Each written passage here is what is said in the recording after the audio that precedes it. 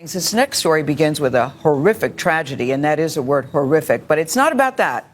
Our lead national correspondent, David Begnaud, is here because, David, I heard you say it's really about strength, it's about love, and most importantly, it's about hope. Bingo, bingo. Good morning, Gail. First, a warning. Part of the story we're about to show you is hard to watch, may not be suitable for all children. But this is a story about what happened to 22-year-old Jacqueline Duran, a college student and an experienced dog sitter in North Texas. She was mauled by two dogs. We have never before seen video of her rescue, which saved her life, but not before the dogs changed her face forever. I want you to know we've spent the last 2 months following this story, her recovery. She's got a long road ahead. But she said to us, I have a story to tell and I want people to hear it. And she hopes you'll listen. Jacqueline Duran's face was nearly erased 2 days before Christmas and 1 day before her 22nd birthday. It happened on a dog-sitting trip gone horrifically wrong in the Dallas, Texas suburb of Coppell. I see her feet right there. First responder body camera video shows the two dogs who attacked her holding the police at bay, leaving Jacqueline agonizing for help. We can't make entry because of the dogs. The dogs, in the instant after she opened the door, were not like the lovely dogs Jacqueline said she had met once before. Ma'am, can you hear me? Are you the only one inside? Is the big dog right next to you?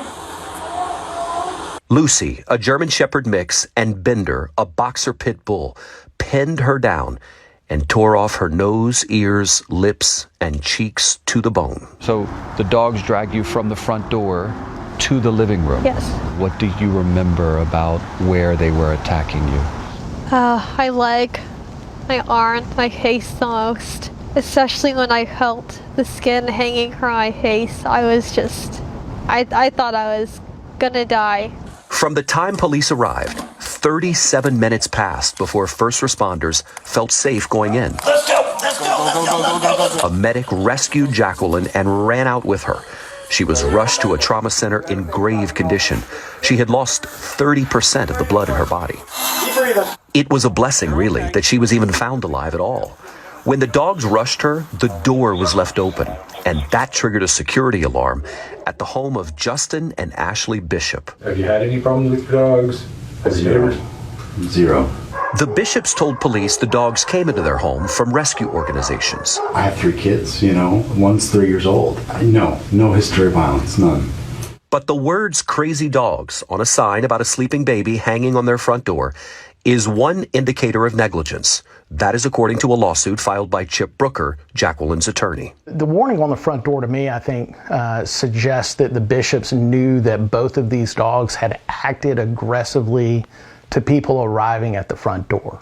You're trying to build this case of negligence. What do you have to prove that? What we have to prove is an examination of the dogs that we did after this attack, which we believe shows that the dogs were dangerous and had vicious propensities. The Bishops turned down a request by CBS News for an interview, but in a statement they said they were heartbroken about what happened. The police videos show how cautious officers were even when trying to contain the dogs, particularly Bender. Once at the hospital, emergency surgery lasted for 7 hours before Jacqueline's parents, John and Shirley Duran, heard from one of the doctors. She had to be resuscitated on the trauma table. Multiple times. Describe for me the moment you first saw her after the attack. I was just glad to see her alive. Her whole face was totally bandaged. They had her in an induced coma for over a week. It must have been somewhat deceiving because the bandages really covered up the worst of it. It did. Exactly. It really did. I just kept telling her that she was a miracle and that she was going to be restored. She will be. When we met Jacqueline 7 weeks after she had been in the hospital, doctors had grafted skin from her buttocks and her forehead to start the process of rebuilding her face. I feel like I didn't ask for this, so I think that it's time to show who I am now, and I can't be scared of it. What are you hoping to get across with this interview? I want for dog owners to know their animals and be able to communicate with their sitters how they are. These are the same dogs who you had met a week earlier that you said were lovely. You know, lovely one week and killers the next. How do you square the two? Honestly, I'm speechless. They don't change their attitude from the time that I meet them to the time that I go there for the first time. Jacqueline was released from the hospital after 60 days. Leaving there was a brave and spirited 22-year-old woman, deserving of the applause that she got from the doctors and nurses. When she got home, first responders gave her a champion's welcome. I really appreciate it. Her dogs were even waiting, and so was her boyfriend. I love you. Jacqueline doesn't want to be seen as a victim, but rather an example. And that may be why she didn't hide the scars that showed the more than 800 bites on her body. So when I first interviewed you, you could open your mouth about 5 millimeters. Yes. Now you're up to 21 millimeters. Yes. We've had the benefit of watching you heal over the course of a month, and it is notably different, better.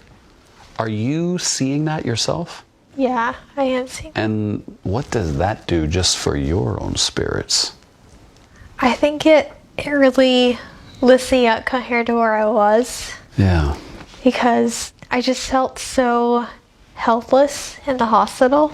And being at home, I knew I was going to heal more here than I could at the hospital. Therapy is a full-time job now. Her mouth is stretched 1 millimeter at a time so that she can eat more. Countless surgeries are to come. When you hear 1 to 3 more years of surgeries, is that daunting for you? It's not fun to think about, but I also think about how amazing the doctors are. And so I'm putting it in their hands to help me. Come on! You should know that there's a lot of hope in Jacqueline and her family.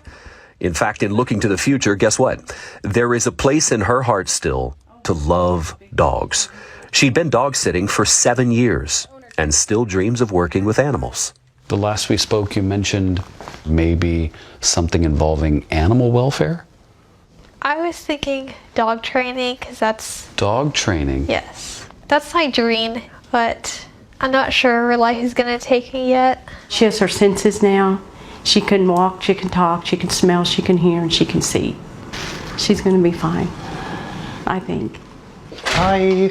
In addition to the love from her family, there is 24-year-old Nathan, who she has dated for 3 years. He just recovered from cancer. And when he was going through treatment, Jacqueline often drove him and stayed with him.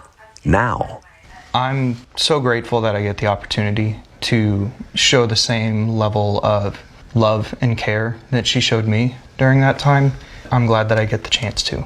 And I'm glad that I get to be there for her. Jacqueline told us she'd like to hear from the bishops. She has not. She said, David, I would like an apology. She says, I haven't even been paid in full for the service that I went there for. I should tell you that the bishops told us in their statement that they would never put anyone in harm's way, and a Texas judge ordered that both of the dogs be euthanized.